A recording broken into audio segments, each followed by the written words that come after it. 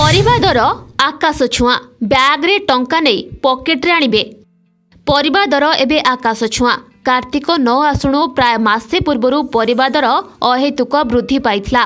कोनोसी परिबा 50 टंका तळकु नथुआ बेले कलरा काकुड़ी बीन्स झुड़ंग पोटल और कांकड़ आदि परिबा 80 टंका पार होई 100 रु 120 टंका पहुंचीथिला। एपरिकी आलू केजी प्रति 40 टंका पहुंचलानी। दर आकाश छुआ थिबा बेले एहाकु आहुरी इंधन जोगाइछि धर्ममास कार्तिक। चलित वर्ष कोरोना महामारी लघुचाप वर्षा कारणरू गत किछि दिन हेला परिबा दर थमु नाही।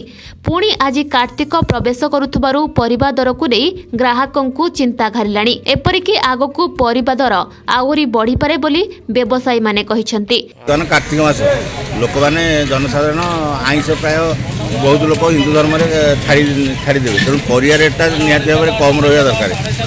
बर्तमान जो प्रकार परिया रेट अच्छी साधारण लोक माने जिनस किणिकी नेला भाया परिस्थिति ना। तेणु जदि एभलिया परिया रेट रुहे ताले लोक खाइबे कौन? खाली जोड़े टंकिया चाउल सरकार देदेले लोक खाइबे कि चलिए कि टंकिया चाउल को नहीं।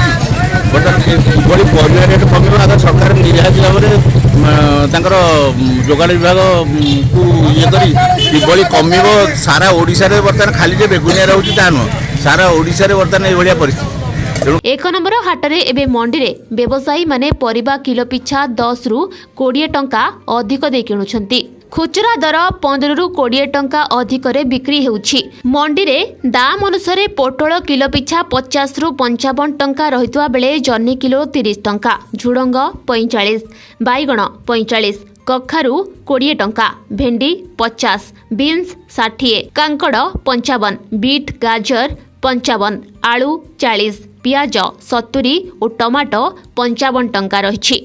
Bureau report Chilika news.